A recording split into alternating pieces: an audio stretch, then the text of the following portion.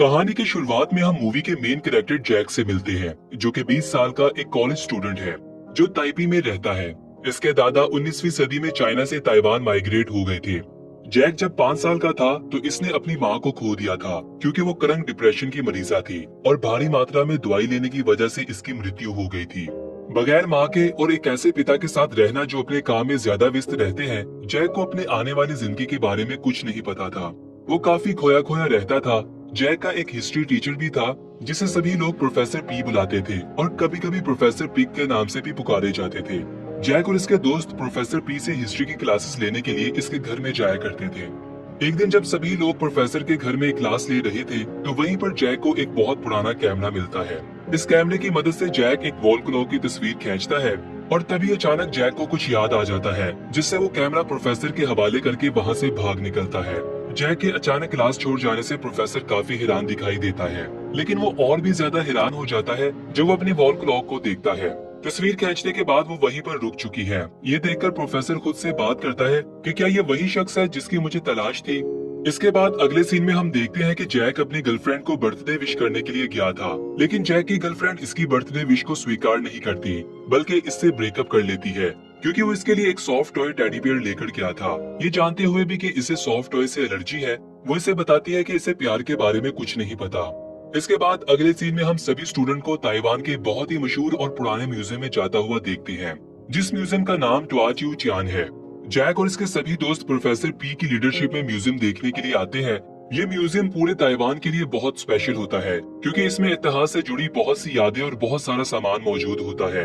ये सामान सन 1920 का होता है जब ताइवान पर जापानीज का कब्जा था। म्यूजियम में वो वाटर डजन भी था जिसमें ताइवान के फोर फादर डॉक्टर ची योंग को जापानियों द्वारा कैद किया गया था।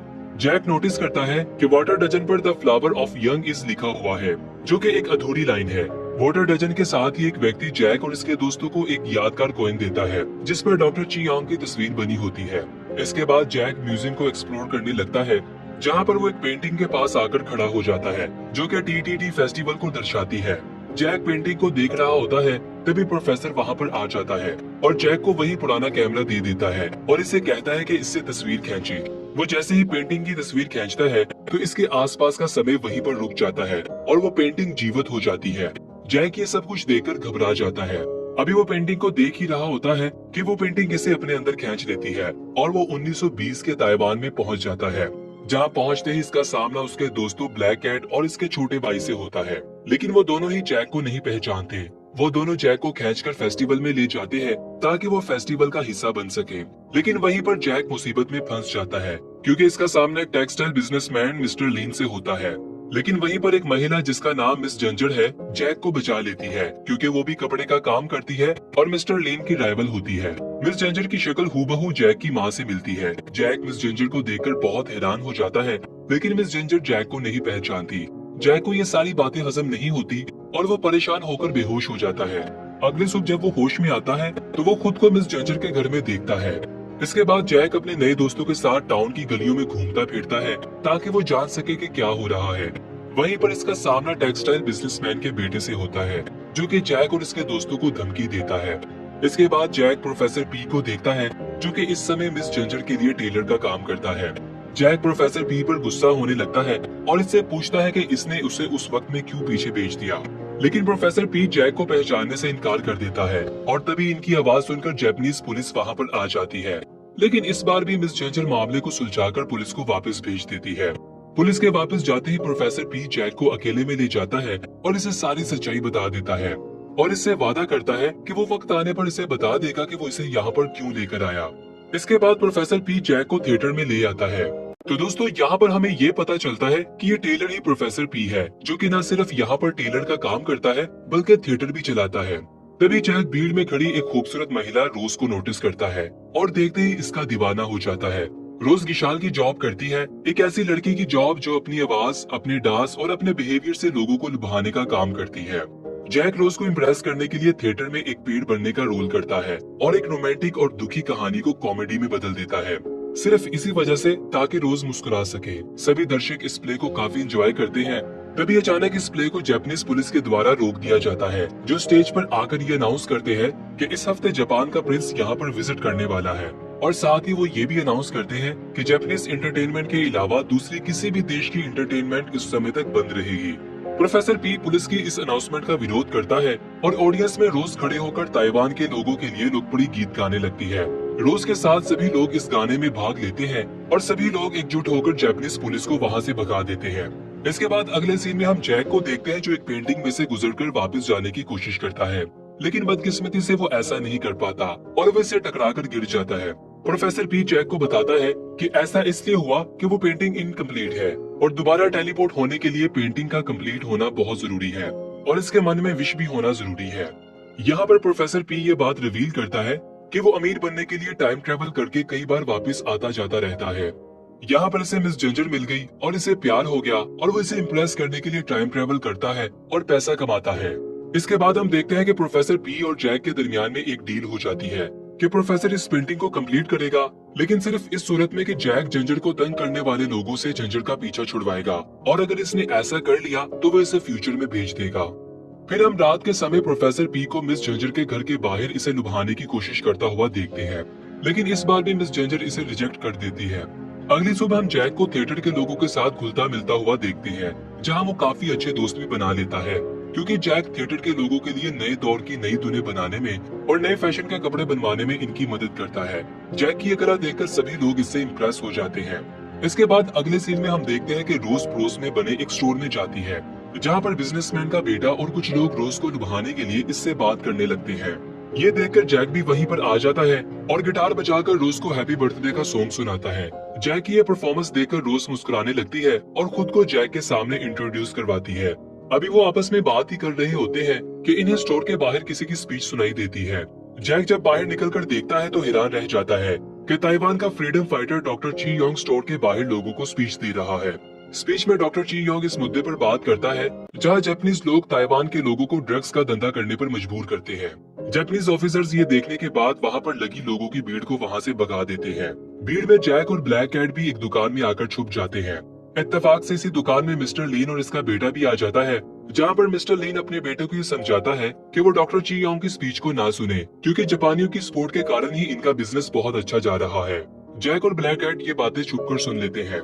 इसके बाद मूवी में कुछ दिनों के बाद का समय दिखाया जाता है, जहाँ पर जैक थिएटर के लोगों के साथ विशाल गर्ल्स की परफॉर्मेंस की तैयारी में मसरूफ है और ये परफॉर्मेंस वो गवर्नमेंट की पार्टी में करेंगे, जहाँ पर सारे लोकल वीआईपी इनवाइटेड होंगे। इसी तरह जैक रोज को बताता है कि वो फ्यूचर से आया है और जल्द ही वो जापानीज को ताइवान से भगा देगा।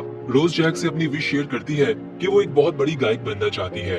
ये सुनने के बाद जैक रोज को ऑटो ट्यून सिस्टम के बारे में बताता है कि जिसे इस्तेमाल करके वो बहुत ही थोड़े समय में एक अच्छी सिंगर बन जाएगी और इसे मेहनत करने की जरूरत भी नहीं पड़ेगी। इसके बाद अगले सीन में हम देखते हैं कि पार्टी शुरू हो चुकी है, जिसमें एक बार फिर डॉक्टर ची योंग जापानी ऑफिशियल्स के साथ बहस करने लगते हैं। इस सिचुएशन को नॉर्मल करने के लिए रोज बीच में आ जाती है और अपने परफॉर्मेंस से सबका ध्यान आसानी से भटका लेती है। परफॉर्मेंस के बाद जैक रोज को अपने साथ खींचकर बाहर ले जाता है। तभी वहाँ पर गार्ड्स आ जाते हैं। जैक और रोज गार्ड से बचने के लिए पास ही लगे एक वाटर डजन में छुप जाते हैं। गार्ड्स के वापस जाते ही जैक रोज को बताता है कि फ्यूचर में जिंदगी इतनी आसान हो जाएगी कि लोग अपने ख्वाब और अपनी जवानी के बारे में सब कुछ भूल जाएंगे और अपनी जिंदगी में व्यस्त हो जाएंगे। ये सुनते ही रोज वाटर डजन पर the flower of young is लिखती है और ये लाइन मुकम्मल किए बिना जैक और रोज के बीच में एक बहुत ही रोमांटिक सा किस होता है।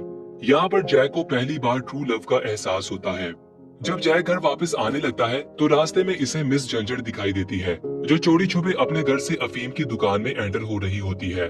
वो जैसे ही अफीम की दुकान में जाता है तो देखकर हैरान हो जाता है कि मिस जिंजर ओवरडोज के कारण बहुत बुरी हालत में दिखाई देती है। प्रोफेसर पी भी वहीं पर मौजूद होता है। जैक ये सब देखकर अपनी माँ जैसी दिखने वाली मिस जिंजर को वहाँ से इसके घर वापस ले आता है। कुछ होश आने पर मिस जिंजर जैक को ये बात रिवील करती है कि 10 साल पहले इसने अपने बेटे और अपने पति को कोरेला की बीमारी में खो दिया था, जो कि एक बहुत ही खतरनाक किस्म का डायरिया होता है और इनके मौत के गम को बुलाने के लिए वो अफीम का नशा करती है।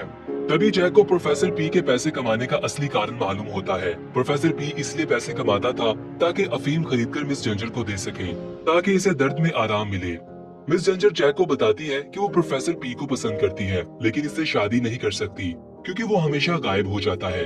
ऐसा लगता है कि जैसे वो किसी और दुनिया का है। जैक पर यह बात रिवील हो जाती है कि जापानी लोग ताइवान को अफीम के नशे पर लगाकर इन्हें कंट्रोल करते हैं। जैक खुद से वादा करता है कि वो मिस जिंजर और इस जैसे लोगों को जापानियों से बचाएगा।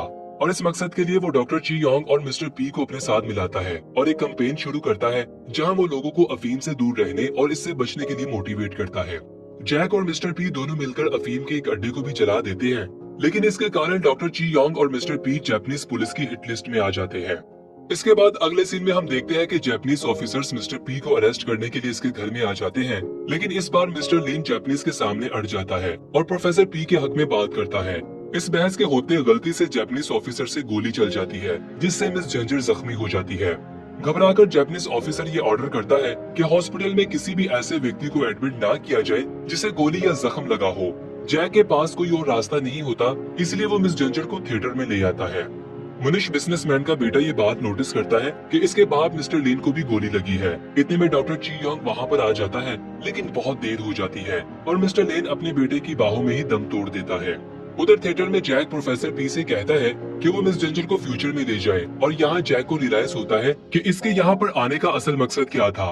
उधर डॉक्टर ची योंग को अरेस्ट कर लिया जाता है और जापानी प्रिंस के आते ही सभी ताइवानियों को घर से बाहर निकलने की इजाजत नहीं होती। उधर जैक और इसके दोस्त डॉक्टर ची योंग को आजाद कराने के लिए एकजुट हो जाते हैं। इसी रात गिशा गर्ल्स गार्ड्स का ध्यान इधर उधर करती हैं और जैक और इसके लोग डॉक्टर ची यांग को आजाद कराने लगते हैं। डॉक्टर ची यांग को इसी वाटर डजन में कैद किया गया था जो टीटीटी के म्यूजियम में पड़ा था। इसके बाद दूसरी ओर हम देखते हैं कि अफीम का बहुत बड़ा व्यापारी इस बात की वजह से परेशान नजर आता है कि डॉक्टर ची यांग की कैंपेन की वजह से इसके कारोबार में काफी नुकसान हो रहा है। इस मामले को सुलझाने के लिए व्यापारी कोरियन किलर्स को प्रिंस को मारने के लिए पैसे देता है। डॉक्टर ची यांग को इस बात की खबर हो जाती है और वो प्रिंस को बचाने का इरादा करता है। दूसरी ओर जैक और इसके फ्रेंड्स शहर में ये अफवाह फैला देते हैं कि जो प्रिंस की सेरेमनी को अटेंड नहीं करेगा वो शराब्त हो जाएगा। ऐसा करने से काफी सारे लोगों की भीड़ इकट्ठी होने लगती है, जिससे कोरियन किलर को निशाना बनाने में मुश्किल पेश आती है।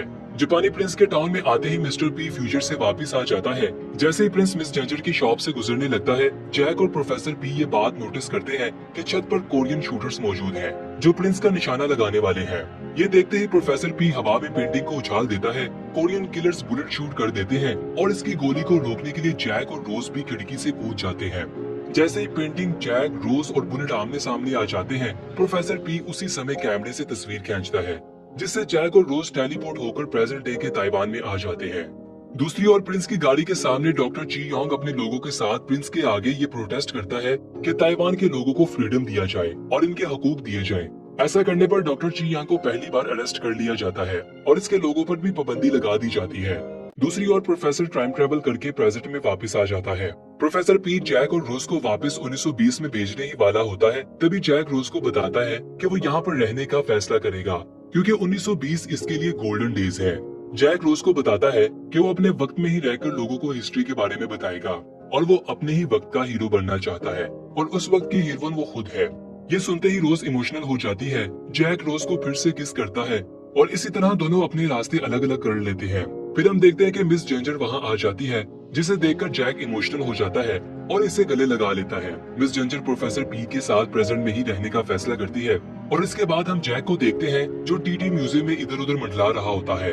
तभी वो उस वाटर डजन के पास जाता है जहाँ पर इसने कुछ लिखा था और वो इस लिखाई को फिर से पढ़ता है, जो कि अब कुछ इस तरह से है: the flower of young is the blooming rose. ये पढ़कर जैक को पास्ट की याद आने लगती है क्योंकि इसी ने इस लाइन को कंप्लीट किया था और वो फूट फूट कर रोने लगता है। जैक को रोज के साथ बिताया हुआ हर पल याद आने लगता है और ये सब बातें याद करके इसके आंसू बहने लगते हैं। इसके बाद हम देखते हैं कि जैक प्रेजेंट डे में अपने दोस्तों से मिलता है और इस बार इन्हें खूब गले लगाता है और ऐसे मिलता है जैसे पहली बार मिल रहा हो, क्योंकि इसे अब सच्चे प्यार का मतलब जो मालूम हो चुका है। इसके बाद सभी दोस्त मिलकर अपनी अपनी इंस्पिरेशन के बारे में बात कर रहे होते हैं। तभी जैक नीचे लोगों की भीड़ में एक लड़की को नोटिस करता है जो जैक को देख रही होती है, जिसकी शक्ल हूबहू रोज से मिलती है। वो लड़की जैक को देखकर मुस्कुराती है और यहीं पर मूवी अपने अंत को पहुंच जाती है।